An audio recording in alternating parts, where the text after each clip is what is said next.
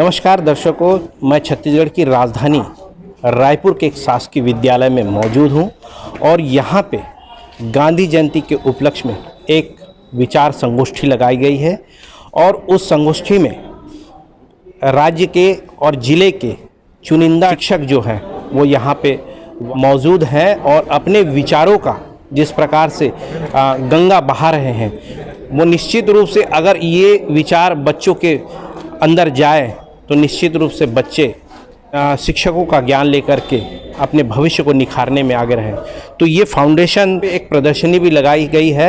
अजीम जी Prem ji foundation के ओर से कुछ बातें हैं गांधी जी के बारे में जो कुछ लोगों को शायद ना मालूम हो, और वो तस्वीरें, दुर्लभ तस्वीरें जो है यहाँ पे लगाया गया है। अजीम जी प्रेम जी फाउंडेशन के ओर से आप देख पा रहे हैं कि यहाँ पे जो तस्वीरें हैं आप देख पा रहे हैं, ये वो दुर्लभ तस्वीरें हैं जो गांधी जी जब जीवित थे इस दुनिया में लोगों को अपने विचारों से उनको कहीं ना कहीं लाभ पहुंचाने का काम कर रहे हैं। तो गांधी जी जो देश के सत्याग्रह आंदोलन से लेकर के देश को आज़ाद कराने में जो उनकी भूमिका रही है, अंग्रेज़ों के साथ जो उन्होंने एक लंबी लड़ाई लड़ी है आज़ादी को लेकर के, उस लंबी लड़ाई का वो जो तस्वीर है जिस प्रकार से सभाएं करते थे, तो जो सत्याग्रह आंदोलन करते थे, वो सारी तस्वीरें जो दुर्लभ तस्वीरें हैं यहाँ पे आप देख रहे हैं लाइन से, ये अजीम जी प्रेम जी फाउंडेशन ने यहाँ पे प्रस्तुत किया है। और ये गांधी जी के जो विचार हैं उससे आज का वर्तमान जो देश और प्रदेश है कितना प्रभावित रहता है या उनके विचारों को कितना आत्मसात करता है, ये सबसे बड़ी बात है। क्योंकि देश और प्रदेश अभी वर्तमान में जिस ओर जा रहा है इसको लेकर के बड़ी चिंता है, और इस बड़ी चिंता को लेकर के यहाँ शिक्षक वर्ग और अजीम जी प्रेम जी फाउंडेशन के कुछ सदस्य यहाँ पे एक संगोष्ठी रखे हुए हैं। संगोष्ठी में अपने विचारों को, गांधी जी के विचारों को व्यक्त करके लोगों तक ये मैसेज छोड़ना चाह रहे हैं कि जिस प्रकार से गांधी जी स्वच्छता के लिए, स्वास्थ्य के लिए और अच्छी शिक्षा की व्यवस्था के लिए हमेशा इस देश की उन्नति के लिए लगे रहते थे, क्योंकि आने वाला भविष्य उन्नति की ओर जाए और नए आविष्कारों के साथ नया भारत का निर्माण करे। इन विषयों को लेकर के आज यहाँ पे संगोष्ठी की गई है और इस संगोष्ठी में हम अंदर जाएंगे कि सभागार में जाकर के उन लोगों से, उन शिक्षकों से, उन महानुभव और विचारकों से हम रूबरू होंगे और उनके विचारों को आप तक पहुँचाने की कोशिश करेंगे।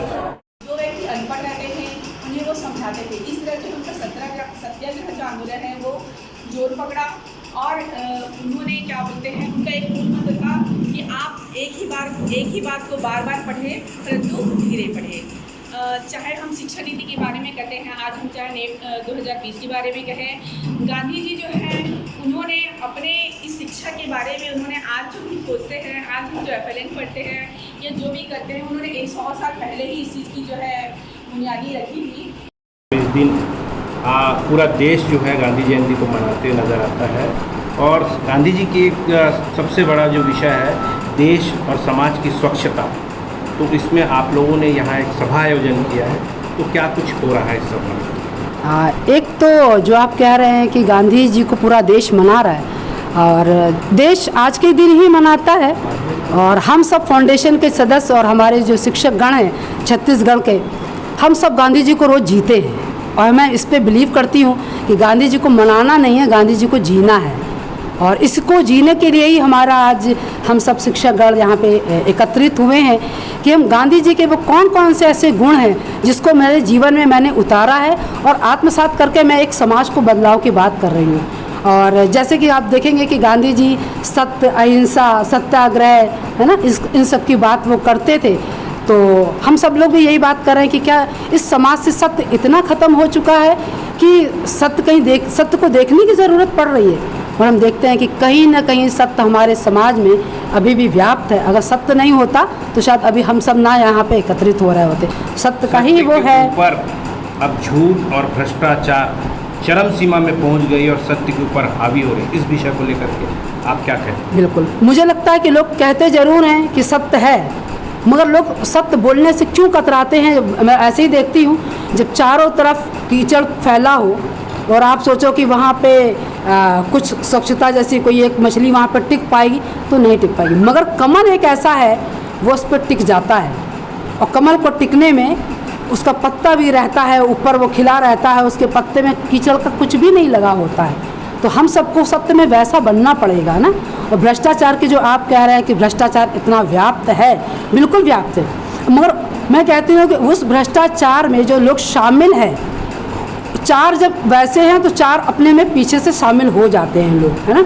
मगर गांधी जी को सत्य में जीने वाले लोग अगर नहीं होते ना, तो भ्रष्टाचार आज अपनी किस सीमा पे होता ना, तो शायद आप उसका रूप भी ना देख पाते। हम सब ये चाहते भी हैं कि उस भ्रष्टाचार, अराजकता समाज में जैसे भी वो फैली हुई है ना, उन सब में हम सब कैसे मददगार शामिल हो सकते हैं। और वो फैला हुआ है, ऐसा नहीं कि वो आज फैला है, कुछ नई बात है, पहले भी था। अब मीडिया ने उसको दर्शाना शुरू कर दिया, पहले मीडिया दर्शाता कम था। मैडम, सबसे बड़ी बात है, आप देख रहे हैं देश के हर कोने में सच बोलने वाले को देशद्रोही करार दिया जा रहा है। मगर देखिए, सत्य की परख जिसको होगी वही कर पाएगा। देशद्रोही जो लोग कहते हैं ना, उसको सत्य की परख है भी कि गांधी जी नहीं? ने तो इसकी कल्पना नहीं की थी कि जो सत्य बोलने वाले को देशद्रोही करार दे, देश से बाहर निकालने का आदेश दे। अच्छा, ये नहीं, आप ये बात अगर आप सामाजिक कह रहे हैं, व्यवस्था कहाँ बिल्कुल देश दो, तब भी ऐसे लोग थे वहाँ पे समाज में कि जो सत्य बोलते थे, लोग उनको भी गलत ठहराते थे। उस ज़माने में भी, गांधी के भी समय में ऐसा होता था। ऐसा नहीं कि वहाँ पे तब जो सत्य वाले लोग थे तो उसको लिए मतलब उस वक्त तो मानवीय मूल्य था, अब तो मानवीय मूल्य नहीं, खत्म उस समय भी सारे मूल्य, सब लोग मानवीय मूल्य में जी रहे थे, ऐसा उस समय भी नहीं था। उस समय भी कुछ ऐसे, तभी तो गांधी के विरोधी लोग भी थे। गांधी के विरोधी लोग उस समय भी थे, क्योंकि वो भी ये चाहते थे कि इस सत्य से दूर थे, तभी तो उस समय भी जो सत्य बोलने वाले लोग तो मारपीट, वो भी उसके हिस्सा बन जाते थे।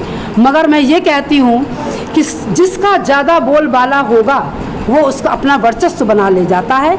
तो मैं चाहती हूँ कि हमारे देश में सत्य का लोग विरोध करते हैं, जो लोग सत्य का विरोध कर रहे हैं, उन पर मुझे लगता है कि विरोधी लोगों को ये और विचार करना चाहिए, जो सत्य कह रहा है वो कितना सत्य है। हमने 4 बात जान ली, हमने सोचा यही सत्य है, हमने 2 किताब पढ़ ली, सोच लिया यही सत्य है। अभी मैं कहने लगूँ गांधी जी स्वच्छता की कहाँ बात करते थे, वो तो खुद ही ऐसे अरे भाई साहब, गांधी जी ने भी पहले शौचालय खुद अपना साफ़ करा। कस्तूरबा को उन्होंने बोला तुम साफ़ कर दो, कस्तूरबा ने कहा मैं ही क्यों कर दूँ। उन्होंने कहा नहीं भाई, मैं कर सकता हूँ शौचालय साफ। तो पहले आपको खुद करना पड़ेगा। सत्य तब भी था, सत्य आज भी है। अगर तब ना होता तब भी विरोध वाले लोग थे, आज भी विरोध वाले लोग हैं। मगर स्कूल में स्वच्छता गांधी जी की एक सपना था, तो उसको कितना पालन किया जा रहा है और कहाँ कुछ कमी महसूस होती है? देखिए, स्वच्छता की जो बात कर रहे हैं, जो मोदी जी ने हमारे स्वच्छता अभियान चला दिया था, जगह जगह शौचालय बना दिए, लाल हरे नीले पीले डस्टबिन लगा दिए, और बहुत संदेश, बहुत रैलियाँ, बहुत एक्टिविटीज़ उसमें करवाई गई थी ना। मगर मैं मानती हूँ कि गांधी जी खुद ये बात कहते थे कि अगर करना है तो पहले आप खुद करो, पहले मुझे खुद करना पड़ेगा। मैं आपको उपदेश दूँ कि भाई तू कर ले, तो आप तो नहीं करोगे, आप कहेंगे आप तो करे नहीं। मेरे एक टीचर ने भी यही बात करी कि अगर इसको पालन करना है तो पहले मुझे करना पड़ेगा। मोदी जी ने इस अभियान की शुरुआत खुद करके की। बिल्कुल, हाँ। मगर एक बात है ना, ठीक है, वो अभियान उन्होंने चलाया, उसके बाद वो करी, हमारी कितनी जनता जनार्दन सीखी नहीं सकी। मगर फिर भी मैं ये बात कहती हूँ कि पहले से आज की अगर डेट में देखें, उस अभियान से इतना तो फ़र्क पड़ा है कि कचरा वाला आता है, तुम डस्ट बाहर नहीं फेंकते, वो कचरे वाली गाड़ी आती है ना, कचरा कचरा निकाल भाई कचरा निकाल गाना गाते हुए, और मैं उसमें कुछ कूड़ा डालती हूँ। स्कूलों में कूड़ादान है, बच्चे तो स्कूलों में बच्चों को ये शिक्षा दी जा रही है कि स्वच्छता पे वो खुद भी बिल्कुल बिल्कुल। आप सोचिए, अभी कुछ दिन पहले मैंने गांधी जी का प्रोग्राम करा था एक स्कूल में, रायपुरा कन्या स्कूल प्राथमिक शाला में। वहाँ पे उन्होंने इसी अभियान को लेके बच्चों के संग नुक्कड़ नाटक तैयार करा था। मैंने उनसे पूछा ही कि नुक्कड़ नाटक में तुम क्या संदेश देना चाहते हो, क्या आप डस्टबिन में डालते हो? उन्होंने कहा बिल्कुल मैम, आप कभी आओगे तो आपको कचरा प्रांगण में नहीं मिलेगा, बच्चे डस्टबिन में डालते हैं। और उसके डालने के लिए मेरे टीचर ही पहले खड़े हुए, पहले टीचरों ने ही डालना शुरू करा। अभी भी हम लोग यही बात कर रहे थे कि पहले हम करें उसको। इतना आसान नहीं है, सही की राह, सत्य की राह इतनी आसान तो नहीं है, मगर मुश्किल भी नहीं है, चलना तो पड़ेगा। आसान करने के लिए आपके पास क्या नुस्खा है? क्योंकि आप शिक्षक हैं, बिल्कुल, और इस देश के आधारशिला आपके कंधों पर है। मेरे पास तो एक छोटा सा नुस्खा जो गांधी जी अपनाते थे कि पहले भाई खुद करो, खुद अपनाओ तो देश बदल जाएगा, और उसके लिए धैर्य रखना पड़ेगा। जब तक धैर्य नहीं होगा ना, आप सोचेंगे आज परिणाम आ जाए, आज परिणाम आने वाला नहीं है। उसको लिए धैर्य रखना पड़ेगा, और आपको सामने वाले को भी ये बात उतनी ही समझ में आनी चाहिए कि हाँ ये काम चल रहा है, उसके लिए मुझे धैर्य रखना है, और अभी ऐसा ना करो मैं आज अपेक्षा करने लग जाऊँ। और हम उनको मानते हैं, हम सब तो हमारा समाज, माता पिता मैं नहीं मानती, मेरा समाज जिम्मेदार है, माता पिता ही क्यों जिम्मेदार हूँ, तो लोगों हमारा से भी समाज बनता है ना मैडम? बिल्कुल, तो माता पिता क्योंकि नहीं। मैडम जिस स्कूल से बच्चे निकलते हैं वही समाज का हिस्सा बनते हैं। बिल्कुल। तो शिक्षा जैसी मिलेगी वैसा बनेंगे। शिक्षा मात्र एक संस्थान है 4-5 घंटे का, और उससे ज़्यादा वो समाज में बच्चा रह रहा होता है। समाज में माँ बाप के पास बच्चा भी, आज आप देखो कि कितने बच्चों के माँ बाप काम पे वर्क पे गए हुए हैं, वो बच्चे गली के चारे में घूम रहे हैं, खेल रहे हैं, सब कुछ देख रहे हैं, तो आसपास अपने इर्द गिर्द देख रहे हैं। कौन होगा इसका दोषी? उसका दोषी हम सब हैं। कोई नहीं। नहीं, इसके दोषी हम सब हैं। ऐसा नहीं है कि हम सब आज जो कर रहे हैं, समाज में माता पिता भी हैं। बिल्कुल है, माता पिता का भी कर्तव्य बनता है कि वो भी बच्चों को वो गुण, वो बच्चों में वो गुण डेवलप करें जो एक महात्मा गांधी तो कह ही रहे हैं। हम करें महात्मा गांधी कह रहे हैं वो एक अलग बात है, छोड़ दीजिए महात्मा गांधी को, एज ए इंसान हमारा क्या कर्तव्य बनता महात्मा है। गांधी को तो आज तक कोई नहीं छोड़ पा रहा है, विरोधी नहीं छोड़ पा रहे। नाथूराम गोडसे के जो समर्थक हैं वो भी गांधी नहीं, को मैं कह रही हूँ कि महात्मा गांधी ने जो नैतिक मूल्यों की बात करी, मानवता की बात करी, संवैधानिक मूल्यों की बात करी, वो जिन मूल्यों की बात करते थे वो एक मानवता का पाठ पढ़ाना चाहते थे समाज और संसार को। तो हमको भी ये समझना चाहिए कि मानवता क्या कहती है, और उसके लिए सबको मिलकर जब करेंगे ना तभी होगा। तो आज मैडम 2 अक्टूबर को गांधी जयंती के दिन अजीम प्रेमजी फाउंडेशन का क्या रोल है? हम सबका रोल अगर आप देखेंगे फाउंडेशन का रोल, कि हमारे बहुत से शिक्षक हैं जो इस महात्मा गांधी के मूल्यों पे चलते हैं और वो अपनी कक्षाओं में उसका पालन करते हैं, और एक समाज को बदलने की तरफ वो अग्रसर हैं। वो समाज को भी शिक्षा देना चाहते हैं, वो अपने विचारों को यहाँ पे रख रहे हैं, वो अपने जीवन में कैसे उसको आत्मसात कर रहे हैं उसको वो यहाँ पे विचारों को रखें, क्योंकि अन्य शिक्षक भी यहाँ पे आए हुए हैं, वो अपनी बातों को वहाँ पे रखेंगे। तो शायद ये कड़ी जो महात्मा गांधी ने सत्याग्रह आंदोलन एक एक करके चलाया, हम सब भी एक एक करके लोगों को सुधार की तरफ आगे बढ़ रहे हैं कि शायद ये मेरा देश, मेरा समाज सुधरेगा, तो शायद जो आज आपके जो शब्द हैं वो शायद कल नहीं होंगे, ऐसा मेरा मानना है। मेरा नाम बीनू है और मैं अजीम प्रेमजी फाउंडेशन में हूँ। मेरी नियुक्ति सबसे पहले तो आज गांधी जयंती के उपलक्ष्य में आप सबको हार्दिक बधाई।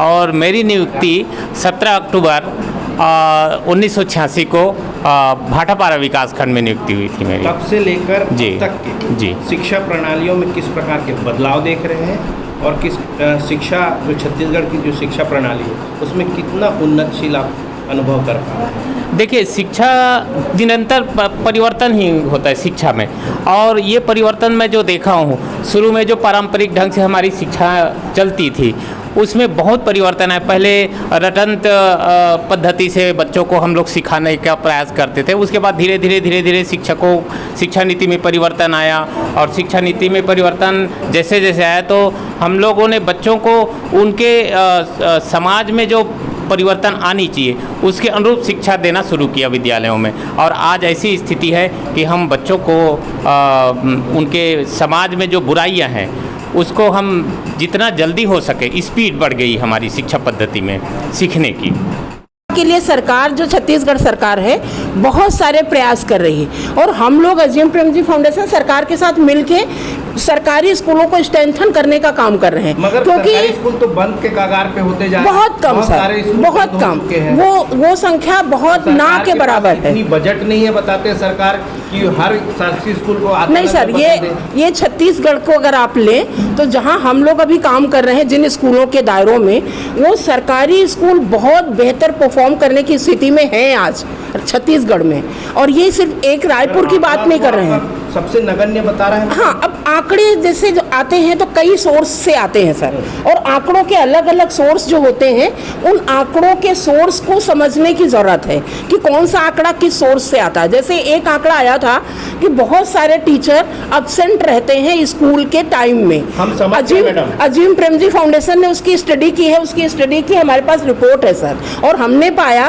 कि जो 1% टीचर स्कूल से बाहर रहते भी हैं वो किसी दूसरे काम के कारण रहते हैं। वो ऐसा नहीं कि स्कूल में बता के अपने घर जाते हैं, वो बीएलओ की ड्यूटी में जाते हैं, वो जनगणना की ड्यूटी में जाते हैं, वो सर्वे में जाते हैं, तो किसी न किसी काम में जाते हैं। तो ऐसा नहीं है कि इस पूरी व्यवस्था में आज की तारीख में अगर देखा जाए तो टीचर बहुत कैपेबल हो रहे हैं गवर्नमेंट के।